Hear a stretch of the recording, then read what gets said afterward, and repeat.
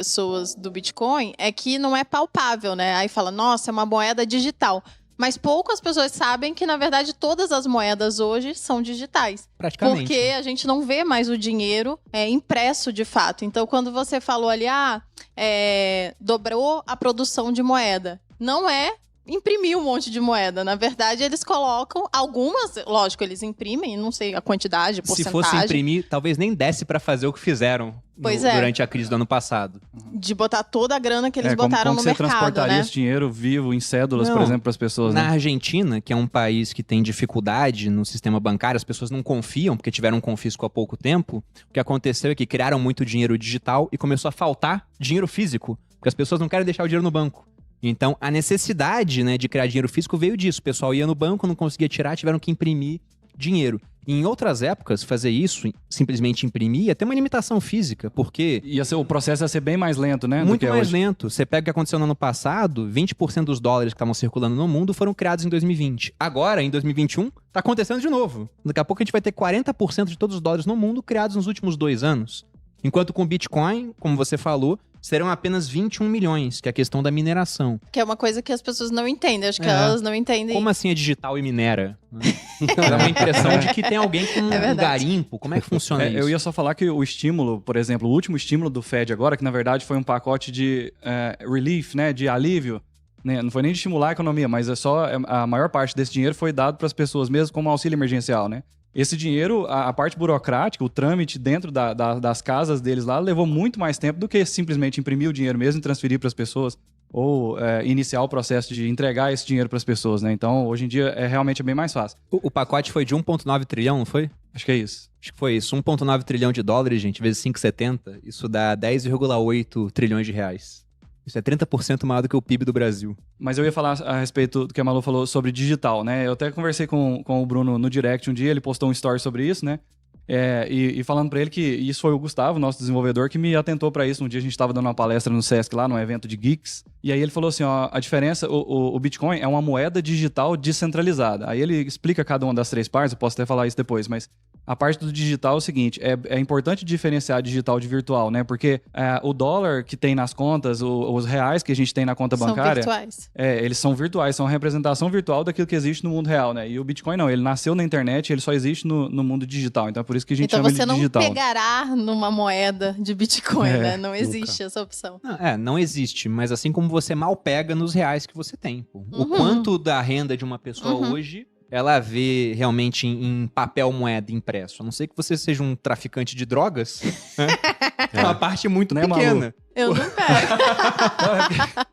Mas somente o cara que trabalha na informalidade hoje que tem contato com o dinheiro de papel. E cada vez menos, né? Porque o cara vira MEI, então tem um estímulo aí para que ele vá para uma parte mais formal, vai pagar pouco imposto para isso, vai ter um benefício em troca, e além disso ele vai aceitando transação com Pix, que é instantâneo agora. Inclusive, o Pix ele nasceu meio como quase uma cópia, né, desse sistema que o Bitcoin ele inaugurou. Uma tentativa de fazer frente.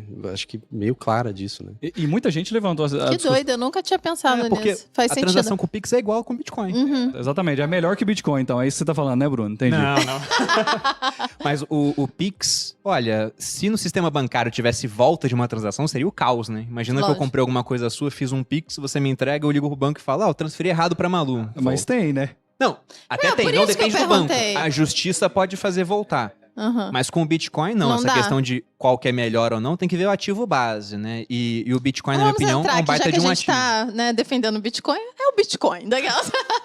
Mas vamos voltar à parte de mineração? Vai, conta a mineração. O que seria esse processo de mineração? É o processo pelos quais os Bitcoins são criados. Então, quando o software começou a rodar, existiam só 50 Bitcoins. Isso foi em que ano? Isso foi lá em janeiro de 2009. O Satoshi Nakamoto era o único que estava rodando isso. Uns 9 dias depois entrou o Ralph Finney, que é um dos suspeitos de ser o próprio Satoshi, ou ser parte da gangue aí. E ele já até faleceu, né? O corpo dele está congelado na esperança de que um dia exista tecnologia para ressuscitá-lo. Essa curiosidade ele legal, tem uma né? doença incurável, então quando houver cura para a doença e tecnologia... E dinheiro para isso ele tem, porque se os caras mineravam no comecinho, eles juntaram muito Bitcoin, né? Sim, e ele deixou para os herdeiros, ele disse que os 2 filhos dele são bem safo com informática, assim, como ele, né? E é uma quantidade muito significativa, equiparável à do próprio Satoshi que é outra carteira. Então, se o Satoshi e o Ralph Fiennes são a mesma pessoa ou do mesmo grupo, na verdade ele tem mais bitcoins do que se imaginava.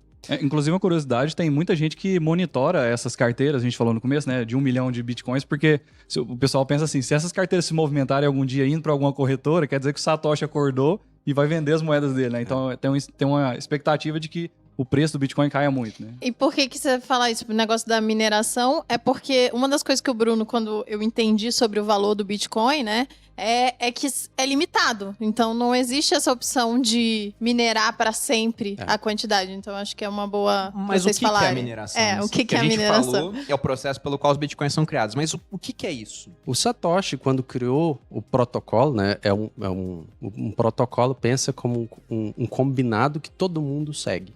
Quem não segue o protocolo não está falando a mesma língua. E não está na rede, A língua é um protocolo. Quem está na rede é obrigado a usar o mesmo protocolo. Né? Se eu começar a falar palavras que não estão no protocolo da língua portuguesa, eu não vou ser compreendido. Ninguém entende. Então, no protocolo do Bitcoin, ele estabeleceu assim, ó, para produzir novos Bitcoins, você tem que comprovar que você despendeu uma quantidade de força computacional.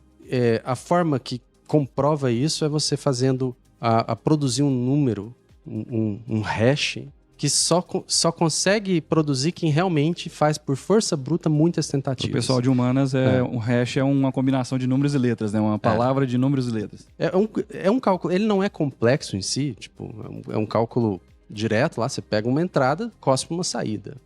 Basicamente, mas ele matemático. gasta CPU, ele gasta ciclos de CPU para ser produzido. Você colocaria, naquela época, onde era muito mais fácil, porque tinha menos gente minerando, você colocaria o seu computador pessoal no começo para rodar esse protocolo do Bitcoin e a força computacional desse computador, resolvendo problemas rodados pelo protocolo, como recompensa ganharia Bitcoins. Seria basicamente isso. Que na época eram 50, e a cada 4 anos essa quantia de novos Bitcoins gerados a cada 10 minutos, ela cai pela metade. Então foram 25 no primeiro halving, 12,5, e a gente está na quarta era do Bitcoin, 6,25 Bitcoins gerados a cada 10 minutos.